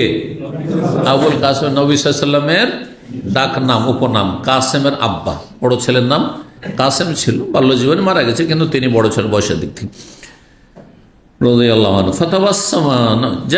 যেমন নবী সাল্লাল্লাহু আলাইহি ওয়াসাল্লাম দেখেছেন আবু হুরায়রার চেহারা, দেখেই তিনি টের পেয়ে গেছেন। সুবহানাল্লাহ। সবাই চেহারা স্টাডি করতে পারে না, কিন্তু কিছু কিছু মানুষকে আল্লাহ এমন বিদ্যা দিয়ে থাকে, যেটা কি ইলমুল ফারাসা বলা হয়। চেহারা দেখলে স্টাডি করে নিন যে আপনার চেহারা কি বলছে, আপনার চেহারা কি বলছে, পজিটিভ, নেগেটিভ, না কোনো প্রয়োজন নিয়ে এসছেন, কোনো সমস্যা আছেন। জি। আর রাত দিন যার সাথে চলাফেরা থাকে সে চেহারা বুঝে নিতে পারে। এই জন্য একজন যদি জ্ঞানী স্ত্রী হয়, তাহলে স্বামীকে দেখলে বুঝে নেবে যে আজকে স্বামীর মনটা ভালো আছে না খারাপ আছে, বাইরে থেকে আসলে। ওই রকম স্বামীও স্ত্রীকে দেখলে বুঝে নেবে, হ্যাঁ, যদি জ্ঞানী হয় বুঝে নেবে যে আজকে আমার স্ত্রীর মনটা মেজাজ ভালো আছে না খারাপ আছে, ও দেখলে বুঝে নেবে। যতই কথা বলো বুঝে নেবে। কিন্তু সবাইকে আল্লাহ এই বিদ্যা সমান দেননি, তা নবী সাল্লাল্লাহু আলাইহি ওয়াসাল্লাম টের পেয়ে গেছেন। বলছেন, হেসে দিয়েছেন মুচকি হাসি নবী সাল্লাল্লাহু আলাইহি ওয়াসাল্লাম হিনা রানি, আমাকে দেখতেই। ওয়া আরাফা মাফি নাফসি, আমার ভিতরে কি হচ্ছে তা তিনি উপলব্ধি করতে পেরেছেন। অমাফি ওয়াজহি, আর আমার চেহারার কি অবস্থা, তাও মুখমণ্ডল, ফেস, সেটাও ফেস স্টাডি আজকাল বলা হয়, কিন্তু ফেস স্টাডি করা। তো চেহারা কি বলছে সেটাও তিনি টের পেয়ে গেছেন। সুম্মা কালা, তারপরে বললেন, ইয়া আবাহির, আবু হুরায়রাকে হালকা করে আবু হির। এর আগে বলেছি যে কারো নামকে হালকা করে বলা জায়েজ রয়েছে যদি সে কষ্ট না পায়। হ্যাঁ, কারো নাম হচ্ছে বাবুল, ওকে যদি বাবু, জায়েজ আছে। হ্যাঁ, কারো নাম ধরেন এইরকমই আরো বড় নাম রয়েছে, সংক্ষেপ করে বললেন জায়েজ রয়েছে। আয়েশা, আয়েশ বলতেন। ফাতেমাকে অনেক সময় অনেক আমাদের বলে ফাতি, ফাতু, সোমাইয়া, সমু, বলে না। হ্যাঁ, রামেজকে যদি রমু বলে কেউ, রাখবেন তো। হ্যাঁ, রাগলে জায়েজ নাই, যদি দেখেন যে না কষ্ট পাবে, মাইন্ড করবে, তো মোটেই জায়েজ না। হয়তো খাতির আছে ভালো, তাহলে ঠিক আছে। আর অপরিচিত লোকের সাথে সাথে চলবে নাকি? না, চলবে না। তো আবাহির কলতো, আমি বললাম লাব্বাইকে রাসূল আল্লাহ, হে আল্লাহ রসুল, হাজির। কালা ইলহাক, চলো। ইলহাক মানে আমার সাথে মিলিত হও, মানে আমার সাথে ধরো, আমার সাথে ধরো, সাথে সাথে নিয়ে অম্মাদা, তারপরে চলতে লাগলেন। ফাত্তাবাতুহু, আমি তাকে অনুসরণ করলাম, তার পেছনে পেছনে চলতে লাগলাম। তাহলে বোঝা গেল বড় ব্যক্তি যদি হন তো পিছনে পিছনে চলা হচ্ছে শিষ্টাচার, আদব। তবে যদি দেখেন যে প্রয়োজন হইতে পারে তার, তাহলে পেছনে থাকবেন না, ডানে থাকবেন না, বামে থাকবেন, এটা বেয়াদবি নয়। আবার কখনো কখনো সামনে থাকার প্রয়োজন হইতে পারে, কারণ আপনি আপনার বাড়িতে নিয়ে যাচ্ছেন। হ্যাঁ, অনেক সময় আমাদেরকে কেউ নিয়ে যায়, এখন সিঁড়িতে যাওয়ার পরে ও পিছনে, আর আমাকে বলছে শেখ চলেন না, বলছে যাবো কোথায়, আপনি সামনে চলেন, তাহলে না বুঝবো আপনার বাড়ি কোন ফ্লোরে আছে না আছে, তাই না? তাহলে আপনাকে আগে যেতে হবে, সেটা ভিন্ন বিষয়, ব্যতিক্রম। কিন্তু আসল হচ্ছে যে ছোট বড়কে সামনে রেখে পেছনে থাকবে যদি দেখে যে আমার পাশাপাশি হওয়ার প্রয়োজন নেই। কথা বুঝতে পারছেন না? আর সামনেও যাবে না যদি সামনে যাওয়ার প্রয়োজন নেই, কিন্তু সামনে যাওয়ার যদি প্রয়োজন থাকে তাহলে সামনেই থাকবে, তখন পিছনে থাকবে না। জি, বলছেন যে তারপরে ফাদাখালা, বাড়িতে প্রবেশ করলেন নবী আস্তাযেন, তখন আমি অনুমতি চাইলাম। ফাআযান, আমাকে অনুমতি দেন, ঠিক আছে তুমি ভিতরে আসো। তাহলে মহিলারা যে বাড়িতে থাকে, প্রথম কথা পরিবার হয়তো নেই, কিন্তু পরিবার যদি থাকে তাহলে পরিবারকে আপনি পর্দার মধ্যে সতর্ক করে দিয়ে যে পর্দার মধ্যে থাকো, বাড়িতে মানুষ আসছে, ভিতরে মানুষ আসছে, অসুবিধা নেই। কাজের লোক অনেক সময় কাজ করছে, আপনি আপনার পরিবারে যারা মেয়েরা আছে, মহিলারা আছে, তাদেরকে বললেন যে রুমের ভিতরে থাকবে, আপনার বাড়িতে লেবার কাজ করছে বা কেউ আছে, মেহমান আছে, তো তখন আর বাইরে বেরোবেন। ভিতরে নেওয়া জায়েজ, কিন্তু অনুমতি সাপেক্ষে এবং মহিলাদেরকে সতর্ক করে। এই নয় যে বাড়িতে মেহমান খাওয়া দাওয়া করছে উঠানে বসে, আর এদিকে মহিলারা তার সামনে কাজকর্ম করছে, ঘোরাঘুরি করছে, মোটেই জায়েজ নয় এটা। ফাদাখাল্লা, বাড়িতে প্রবেশ করলেন, ফওয়াজাদ আল্লাবান ফিকাদাহিন, মানে রুমে প্রবেশ করে এক পেয়ালা দুধ পেলেন। বাড়িতে দুধ ছিল নবী সাল্লাল্লাহু আলাইহি ওয়াসাল্লামের, জি, যা উপর হুকুম দিয়েছিল কেউ। ফাকালা, বললেন, মিন আইনা হাযাল লাবান, এই দুধ কোত্থেকে আসলো আমার বাড়িতে? পরিবারকে জিজ্ঞেস করলেন। কালু, তখন পরিবারের লোকেরা বলল, আহদাহু লাকা ফুলান আও ফুলানা, অমুক পুরুষ অথবা অমুক মহিলা নারী আপনাকে উপঢৌকন হাদিয়ে দিয়েছেন। নবী সাল্লাল্লাহু আলাইহি ওয়াসাল্লামের কাছে মাঝে মাঝেই, প্রায় দিনেই কেউ না কেউ কিছু হাদিয়া পাঠাতো সাহাবায়ে কেরামগণ। কালা, নবী সাল্লাল্লাহু বললেন, আবাহির আবাহির, কুলতু, আমি বললাম, লাব্বাইক ইয়া রাসূলুল্লাহ, হাজির ইয়া রাসূলুল্লাহ। কালা ইলহাক ইলা আহলি সুফফা, সাথে সাথে খেতে দিলেন না, সাথে সাথে খেতে দিলেন না। অবাক, মজার গল্প শোনেন। যাও তুমি সুফফাবাসীদের কাছে। সুফফাবাসীদের সংখ্যা মোটামুটি 70-এর কাছাকাছি ছিল, তাদের সংখ্যা 70-এর কাছাকাছি, কখনো কম বেশি হইতো, 50, 60, 70, হ্যাঁ 70-এর ঊর্ধ্বে না। সুফা থেকে সুফি নয় কিন্তু, এই পীরেরা নয় কিন্তু। আবার এরা বলে যে আমরা ওই দল, না না, এরা বেদাতি দল। আর ওরা সাহাবায়ে কেরাম ছিলেন কিন্তু সর্বহারা, কিচ্ছু ছিল না। সর্বহারা বোঝেন তো, নিঃস্ব, যাদের কিছু ছিল না, তাদের বাড়ি নেই, স্ত্রীও নেই, আর কোনো ব্যবসা বাণিজ্য ইনকাম সোর্সও নেই। তারা এসছেন মদিনায় হিজরত করে, আর মদিনা আসার পরে মদিনায় তার নবী সাল্লাল্লাহু আলাইহি ওয়াসাল্লামের কাছে সবসময় দিন শিখবেন, সবসময় দিন শিখবেন। কোথাও কেউ খাওয়াইলো তো খাওয়াইলো, আর যদি না হইলো তো কোনো অসুবিধা নেই, না খেয়ে আছে। মসজিদ নববীতে বিশেষ একটা জায়গা, রিয়াজুল জান্নাহ, যেটা রিয়াজুল জান্নাহর পেছন দিকে একটু উঁচা করে জায়গা করা আছে, বলা হচ্ছে ওইটা, আর কেউ বলছেন ওই জায়গাটি নয়, তার পাশে। যাই হোক, রিয়াজুল জান্নাহর পেছন দিকে ওই জায়গাটি অবস্থিত, যেখানে এই সুফফার লোকেরা এক কোণাতে, মসজিদের এক কোণাতে বসে থাকতো, ওখানে ঘুমাইতো, ওখানেই থাকতো, নামাজের সময় হলো পড়িয়ে নিল, আর দার্স নবী সাল্লাল্লাহু আলাইহি ওয়াসাল্লাম যখনই দিনের শিক্ষা হচ্ছে, তালিম হচ্ছে, বসে গেল। হ্যাঁ, বাস, ওদের বাড়ি নেই, ঘর নেই, কিচ্ছু নেই। এরা হচ্ছে সুফফাবাসী। সুফফাবাসীদের কাছে চলে যাও, ফাদউহুম লি, আর আমার কাছে তাদেরকে ডেকে নিয়ে আসো। এখন অল্প একটা পেয়ালাতে দুধ আছে, হয়তো 1 লিটার হবে কি তারও কম হবে, আর 70 জনের মতো সাহাবায়ে সুফফাবাসী সবাইকে ডাকতে পাঠিয়ে দিলেন। কাকে? আবহাওয়ার। আর আবহাওয়ার এদিকে ক্ষুধার যন্ত্রণে বেহুশ হয়ে যাচ্ছে, ছটফট করছে।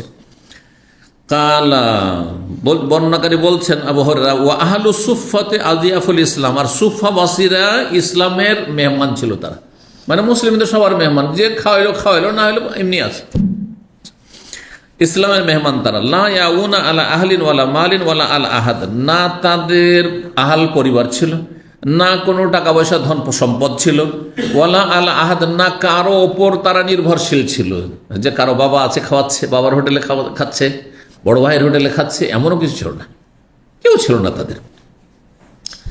ইদ আতাতহু সাদাকাতুন, কোন জায়গা থেকে দান সাদকা যদি আসতো, বা আসাবে এলাইহি, নবী সাল্লাল্লাহু আলাইহি ওয়াসাল্লাম তাদের কাছে, সুফফাদের কাছে পাঠিয়ে দিলেন, সুফফাবাসীদের কাছে, ওই যে ওরা খাক, কারণ ওরা হচ্ছে দরিদ্র, অভাবে, সাদাকা যাকাত সব খেতে পারবে।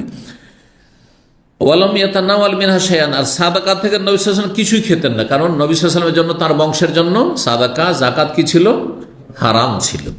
ওয়াই আতাতহু হাদিয়াতুন, কোন উপঢৌকন যদি গিফট আসতো, না হাদিয়া আসছে, এটা সাদাকা নয় ইয়া রাসূলুল্লাহ, এটা আপনার জন্য হাদিয়া দিলাম, উপঢৌকন দিলাম, খাবার দাবার বা দুধ।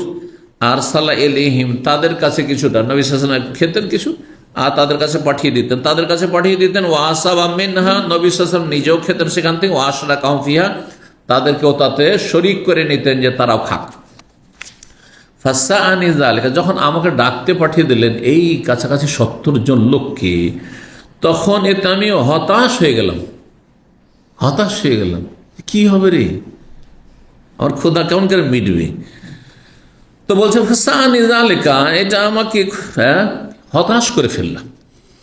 ফাকুলতু, মনে মনে বললাম, মা হাযাল লাবান ফি আহলি সুফফা, এই এতটুকু দুধ আর এই সুফফাতে 70 জন লোক আছে, কি বা হবে এতে?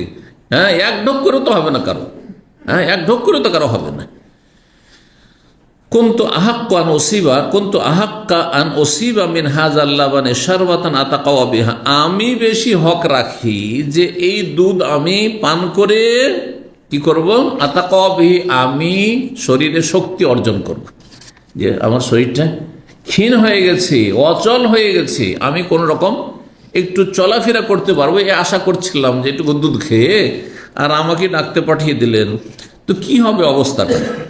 ফাইদা যাও, হ্যাঁ আমারানি, যখন তারা সবাই চলে আসে, সুফাদেরকে যখন ডাকা হলো সবাই চলে এসছেন, আমারানি আমাকে নির্দেশ দিলেন, ফাকুন তো আনা অতিহীন, আমাকে খাদেম বানিয়ে দিলেন, তুমি পান করো, আগে না তুমি পান করো। জি, যদি আপনাদের বলা হয় হ্যাঁ এই আপনি খাওয়ান আর খেয়ে দিল, যদি বাঁচে তাহলে আপনি খাবেন, আর না হলে তাকেন সোজা, ঠিক না, মনটা খারাপ হয়ে যাবে। জি, অথচ আজকালকার যে এমন নয় যে না খেয়ে মরে যাবে, 2-3 দিন না খেলেও চলবে। আবহাওয়ার মতো অবস্থা হইতে আপনার আরো 3-4 দিন লাগবে, বুঝতে পারছেন না। 3-4 দিন না খেয়ে থাকলে তখন হয়তো আবহাওয়ার তারপর ভালো থাকবে। হ্যাঁ, হয়তো কতদিন ধরে হয়তো 1-2টো খেজুরও পাননি। এই অবস্থা ছিল, সুবহানাল্লাহ, বেহুশ হয়ে যাচ্ছেন কোদার চোটে। তো বলছেন যে আমি তাদেরকে দিতে লাগলাম, ওমা আসা ইয়াবলুগুনি মিন হাযাল লাবান, আর এই দুধ কি আমার কাছে পৌঁছিবে, আমি ভাবলাম আমার কাছে তো পৌঁছিবে না, তার আগে শেষ। ওয়ালাম ইয়াকুন মিন তাআতিল্লাহি ওয়া তাআতি রাসূল বুদ্দুন, কিন্তু আল্লাহ ও রাসূলের কথা মানা ছাড়া তোমার কোনো উপায় নেই, মানতে হবে। আমাকে বলছেন তুমি খেদমত করো, তুমি আগে পান করো ওরাকে। ফাতাইতুহুম, তাদের কাছে আসলাম, ফাদাওয়াতুহুম, তাদেরকে ডেকে নিয়ে গেল, ফাক বলো সবাই চলে আসলো, ফাস্তাযানু, তার অনুমতি চাইলো, ফাযানান, তাদেরকে অনুমতি দেওয়া হলো, তার মানে বাড়িতে ডাকা হলো। ওয়া আখাযু মাজালিসাল বাইত, তারা বাড়িতে বসে গেল। কালা, তখন বললেন ইয়া বাহির, কুলতু লাব্বাইক ইয়া রাসূলুল্লাহ, হাজির আল্লাহ রাসূল। কালা খুয ফাতিহিম, তুমি নাও এই পেয়ালাটা আর তাদেরকে এক এক করে ধরো। এই সব লাইন দিয়ে বসে আছে এরকম ভাবে, আরবদেরকে আমি খেতে দেখেছি এরকম, আমাদের রুচির খেলাফ, কিন্তু আমি একবার ওইরকম মানে ভুক্তভোগী, বুঝতে পারছেন না। আল কাসিম বদু এলাকায় গিয়েছিলাম, বদু এলাকায় এক মসজিদে মাগরিবের নামাজ পড়লাম। একজন পুলিশ, সে বড় ধার্মিক, দাড়িওয়ালা মানুষ, যুবক, আর সে একটা অমুসলিমকে দাওয়াত দেওয়ার জন্য 50 কিলোমিটার মরুভূমি আমাকে নিয়ে যাবে। তো শ্বশুর বাড়ি ওখানে গেল, তো মসজিদে, ওটাও এখন একটু শহর হয়েছে দেখলাম, পোরাইন বলে একটি জায়গায়, কিন্তু তখন একবারে বদু এলাকা ছিল, বকরি ছাগল পুষত বাস, আর তেমন বিদ্যুৎ সেই যুগে ছিল না, আর টেলিফোন তো ছিলই না সব জায়গায়। বিদ্যুৎ হয়তো সামান্য কিছু এসেছিল, বিদ্যুৎটা যেহেতু আগে থেকে সত্যি আরো, কিন্তু টেলিফোন ছিল না, নেট টেলিফোন ছিল না এরকম জায়গা। তো যাই হোক, মসজিদে গেলাম, দেখি সবাই মাগরিবের আগে বসে আছে, আর একটা পেয়ালাতে করে পানি, আর এদিক থেকে দিচ্ছে আর খেয়ে যাচ্ছে। একজন খেলো, তারপরে লোকটা দিয়ে, তারপর লোকদের আবার পানি শেষ হলো, আবার পানি নিয়ে আবার ওই পেয়ালা, এক পেয়ালা থেকে পানি খাওয়াচ্ছে সবাই। তাও জীবনে তো এরকম অভ্যাস নেই কারো জুঠা পানি খাওয়া, তাই না। তো তখন নতুন নতুন মদিনা পাশ করে দায়ী হয়েছিলাম, ওখানে বুকাইরিয়াতে ছিলাম। শেখ সুদাইসের শহর উঠি, শেখ সুদাইস তো জানছেন, শেখ সুদাইস কয়েকজন ইমাম, কাবার কয়েকজন ইমামের বাড়ি একই শহরে, আর সেটা আল কাসিম, এই বুকাইরিয়া সুদাইসের বাড়ি। তার আগে খোলাইফি, যিনি খতমে কোরআন করতেন, আর আপনার সুদাইসের আগে ছিলেন যিনি হারামের প্রধান, সুবাইল মোহাম্মদ আবদুল্লাহ সুবাইল, তাঁরও বাড়ি ওখানে। আর তারপর সৌদি আরবের প্রধান বিচারপতি যিনি শেখ লোহাইদান বংশ ওইখানে, ওখানে তো বড় বড় আলেমদের জায়গা। আচ্ছা, তারপরে রাজেহি, সবচেয়ে বড় ধনকুপ, এবং রাজেহি বংশে বড় বড় আলেম, আমার একজন ওস্তাদ শেখ আব্দুল আজিজ রাজেহি, এখন হায়াত কেবারুল আলেম আছে, ওনার কাছে আমি বুখারি পড়েছি, এতে ওই বুখারিয়াতে ছুটিতে আসতেন তখন। তো অনেক ঘটনা রয়েছে। তো ওখানে রাজেহি বংশের বাড়ি, ওখানে গ্রামের বাড়ি হচ্ছে বুখারিয়াতে, ওই শহরে, একটা ছোট্ট শহর, কিন্তু বড় বড় ধনী আর বড় বড় আলেমদের বাড়ি হচ্ছে ওখানে। তো যাই হোক, ওখান থেকে আমাকে নিয়ে গিয়েছিল সে বুখারিয়া থেকে। যাওয়ার পরে পানি খাওয়াইতে খাওয়াইতে আমার পালা চলে আসলে, কোনাতে এক সাইডে বসে আছে আমি, সবাই খাচ্ছে আর আমি কিন্তু খাবো না, বলবো যে না, সবাই খাচ্ছে, যদি না খায়, আবার যদি এরা খারাপ, এদের ট্রেডিশনে খারাপ মনে করেন, আমিও খেলাম, ওই জুঠা পানি খেলাম, কথা বুঝতে পারছেন না। তো ওই সিস্টেমটা পুরাতন সিস্টেম চলে আসে, ওই যে পেয়ালা থেকে একটু একটু করে দুধ খাচ্ছে আর দিচ্ছে, খাচ্ছে আর দিচ্ছে। তো জিবরাইল কি বলছেন, জিবরাইল কথা বলছেন, কোথায় গেল, হ্যাঁ ওটা পাতা উঠে গেছে, হ্যাঁ। আবু হুরায়রা বলেন, খুয ফাতিমাদেরকে দাও, ফাআখাযতুল কাদহা, পেয়ালাটি নিলাম, ফাজআলতু উতিহি রাজুলা, এক একজন লোককে দিতে লাগলাম, ফায়াসাব, সে পান করতে পান করতে করতে হাত্তা ইয়ারুইয়া, সে একবারে পরিতৃপ্ত হয়ে গেল, পেট ভর্তি করে, প্রত্যেকে পেট ভর্তি দুধ খেল। সুম্মা ইয়ারুদ্দ আলিয়াল কাদা, তারপরে পেয়ালা নিজে থেকে ফিরিয়ে দিত, আমার হয়ে গেছে। ফাউতিহার রজলা, তারপর আর এক লোককে দিলাম, সে পান করতো, তারপর সে তৃপ্তি সহকারে পান করতো যতটা যার প্রয়োজন। সুম্মা ইয়ারুদ্দ আলিয়াল কাদা, তারপরে পেয়ালা ফিরিয়ে দিত। ফায়াসাব হাত্তা ইয়ারুইয়া, হ্যাঁ সে একবারে পর্যাপ্ত পরিমাণে পান করতো, তারপরে ফিরিয়ে দিত। হাত্তা ইনতাহাইতু, সবাইকে পান করি এক এক করে। শেষখানে নবী সাল্লাল্লাহু আলাইহি ওয়াসাল্লাম আর আমি বাকি আছি। নবী সাল্লাল্লাহু আলাইহি ওয়াসাল্লামের কাছে পেয়ালাটা নিয়ে পৌঁছলাম, ইয়া রাসূলুল্লাহ সবার শেষ। ওয়াকাদ রাউয়াল কওম কুল্লুহুম, যত লোকেরা ছিল আসহাবে সুফফার, সবাই পরিতৃপ্তির সাথে ভরপেট তারা দুধ পান করলো। ফাখাযাল কাদাহা, নবী সাল্লাল্লাহু আলাইহি ওয়াসাল্লাম পেয়ালাটি নিজ হাতে নিলেন। ফাওয়াদাহু আলা ইয়াদিহি, তার মোবারক হাতে রাখলেন। ফানাজারা ইলাইয়া, তারপর আমার দিকে তাকাচ্ছে। এতক্ষণ তো আমি হতাশ ছিলাম যে আমি তো আর পাবো না, আমার দিকে তাকাচ্ছেন। ফাতাবাসসামা, তারপরে মুচকি হাসছেন দেখে আমার দিকে। ফাকালে আবাহির, আবু হুরায়রা কুলতু, আমি বলে লাব্বাইক ইয়া রাসূল, হাজির আল্লাহ রাসূল। কালা বাকিতু আনা ওয়া আনতা, এখন আমি আর তুমি বাকি আছি। বাকিয়া ইয়াবকা আরবি শব্দ, কিন্তু বাকি আছি, আমি আর তুমি অবশিষ্ট আছি। কুলতু, আমি বললাম সাদাকতা ইয়া রাসূল, আপনি ঠিক বলেছেন ইয়া রাসূল, আর কেউ বাকি নেই, সবাইকে পান করিয়ে দিয়েছি। ফাকালা ইশরাব, এখন তুমি পান করো। ফাশারিবতু, কে পান করলেন? আগে নবী সাল্লাল্লাহু আলাইহি ওয়াসাল্লাম। জি, বড়দের এইরকমই আদর্শ হওয়া উচিত, চরিত্র হওয়া উচিত, তাহলে না আদর্শ হইতে পারবে। কালা ইশরাব ফাশারিবতু, না তার আগের একটা লাইন, সাদাকতা ইয়া রাসূলুল্লাহ। কালা উকুদ, বসো, দাঁড়িয়েছিলেন না আবু হুরায়রা, দাঁড়িয়ে দাঁড়িয়ে পান করাচ্ছিলেন, বসো। তাহলে বৈশা পান করতে হবে, দাঁড়িয়ে না। বসার জায়গা থাকলে বৈশা পান করো, জায়গা না থাকলে তখন দাঁড়িয়ে পান করা চলবে। ফাশরাব, পান করো বসে। ফাকাদ, তো বসে গেলাম। ফাশারে, তো পান করলাম। ফাকালা ইসো, আরো পান করো। ফাশারে, তো পান করলাম। ফামাজালা ইয়াকুল, ইসো, আরো আরো পান করো, বারবার। হাত্তা কুলতু, শেষ এমন অবস্থা হইল যে আমি বললাম লা ওয়াল্লাযী বা'আসাকা বিল হক, সে আল্লাহর কসম করে বলছি যিনি আপনাকে সত্য সহকারে প্রেরণ করেছেন নবী করে, মা আজিদু লাহু মাসলাকান, আমি পেটে জায়গা পাচ্ছি না, আমার পেটে জায়গা আর নেই। জি, একবার এখান পর্যন্ত হয়ে গেছে। মাঝে মধ্যে তাহলে এরকম করে খাওয়া যাবে, বুঝছেন না? এ হাদিস দ্বারা মাসলা, হ্যাঁ, যদি নাজায়েজ হইতো 3 ভাগের 1 ভাগ খান, এটা জরুরি না? জরুরি না। কখন আপনি 3 ভাগই খাবার দিয়ে ভর্তি করেন, জায়েজ, এই হাদিস প্রমাণ করে, ঠিক কিনা? জি হ্যাঁ, কখনো কখনো, কিন্তু যেমনটা বললাম যে হজম করার ক্ষমতা যেন থাকে, জি, হিতে বিপরীত না হয়। জি, মা আজিদুল্লাহ মাসলাকান, পেটে জায়গা নেই ইয়া রাসূলুল্লাহ। কালা ফাআরিনি, তাহলে আমাকে দেখাও, দাও পেয়ালাটা দাও। ফাআতাইতুল কাদাহা, তখন পেয়ালাটি তাকে দিয়ে দিলাম। ফাহামিদাল্লাহ, আল্লাহর শুকরিয়া আদায় করলেন, আলহামদুলিল্লাহ, যে আমার গরিব ভাইরা, সুফাবাসী যারা অসহায়, তার সবাই পান করলো, আর তুমিও পান করলে। ওয়াসাম্মা, বিসমিল্লাহ বললেন। আল্লাহ শুকরিয়া আদায় করেন কিসের জন্য? যে সবাই খেতে পেল সেই জন্য খুশি।